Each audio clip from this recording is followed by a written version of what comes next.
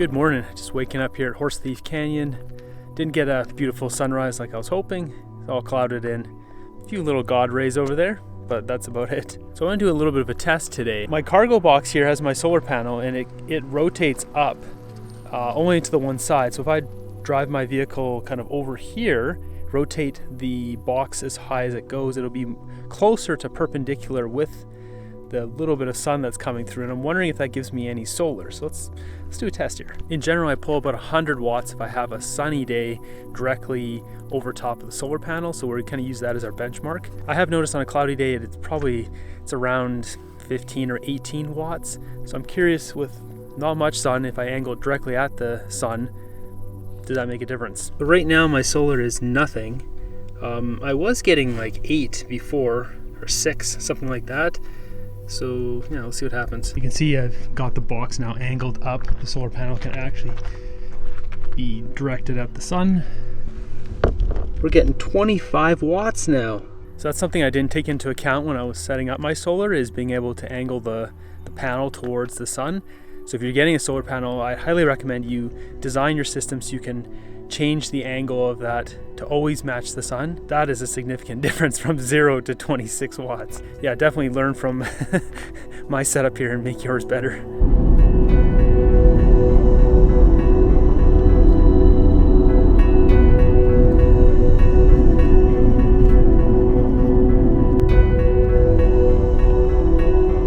Destination is on the right. So this is the Bluroid Fairy, which is basically just a little dock on cables that gets pulled back and forth. You can see there's a counterweight up there. I think it's just a couple of winches that just pulls us across. It's a free ferry that operates in the, I don't know, spring and summer? Fall maybe? Not in the winter. From a lot of the pictures I've seen, it's often there's one vehicle on this thing at a time, which seems to be the case with me here. I'm the only one waiting. There's one SUV on there, but it doesn't look like it moves very fast. It's pretty darn slow. This guy's waving me in.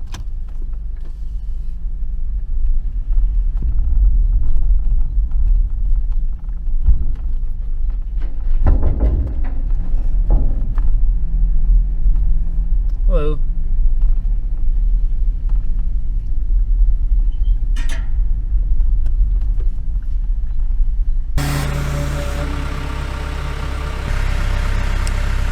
In fact moving now. It was really slow.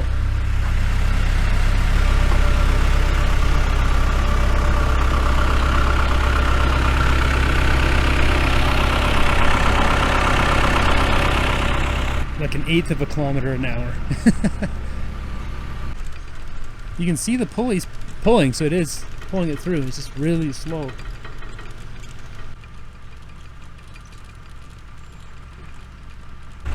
Got a guy on a motorcycle there waiting.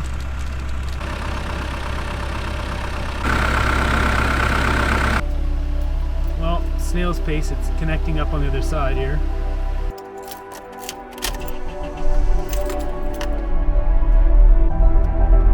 Have a good one.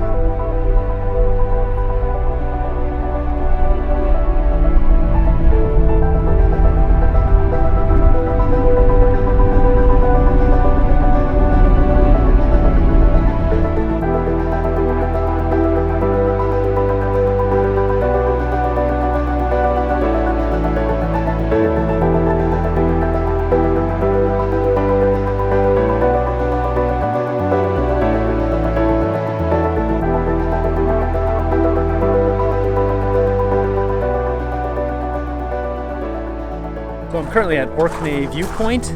Pretty beautiful, as you can see. It's so weird, you've got all this farmland, and then out of nowhere, you just have this canyon. It's a pretty shallow canyon, but it's definitely a canyon. This is where a bunch of the dinosaur bones are found. If you're not familiar here, Drumheller, there's the Royal Tyrrell Museum. It's full of tons of dinosaurs and dinosaur bones, T-Rex, all that kind of stuff. People are digging up dinosaurs all over the place here.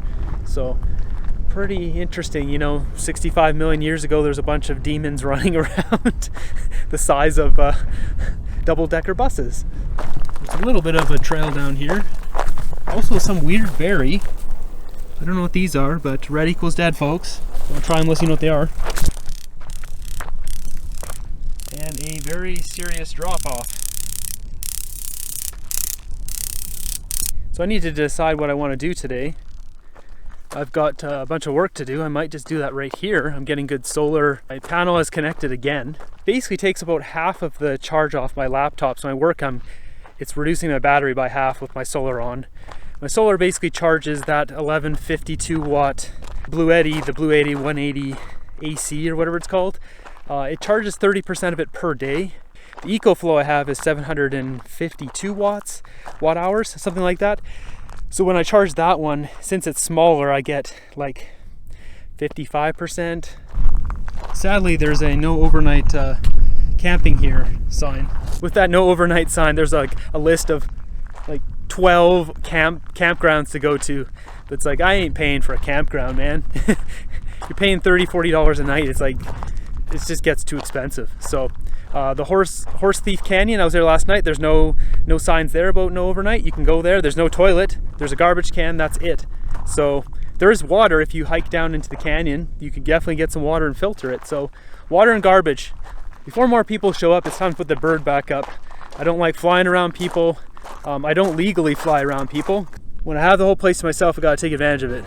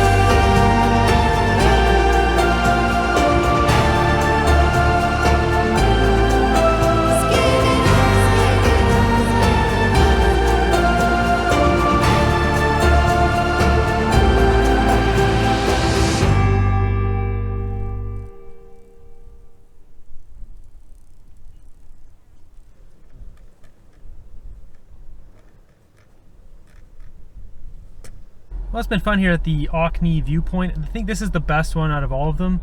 The Horseshoe Canyon has the nicest looking canyon, but it's much smaller. This is bigger with a better view. You can actually see right across the way there is the Horsethief one on the other side, but the Horsethief doesn't see the river as well. So anyways, I'm gonna head back into Calgary now and work out some new plans here.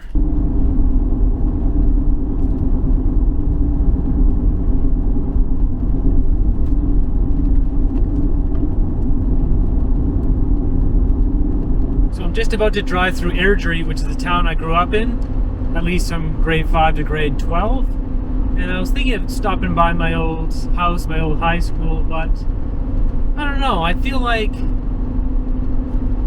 it's just time to move forward in life and not look back. I'm not someone who looks back, and I just, you know, the turnoff's right ahead of me here. But I just don't feel the need to go back there.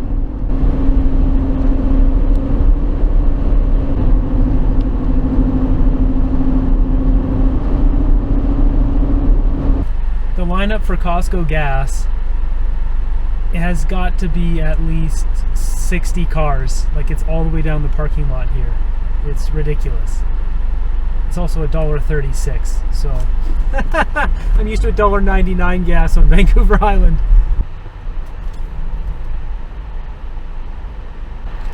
There's a closer glimpse of it. 1, 2, 3, 4, 5, 6, 7, 8, 10, 11, 12, 13, 14, 15. So there's 8 lanes of gas station here. Unreal. They're all packed. Yo, look at this FJ Cruiser. That thing is sweet. The colors, the lift, amazing. That thing is sweet.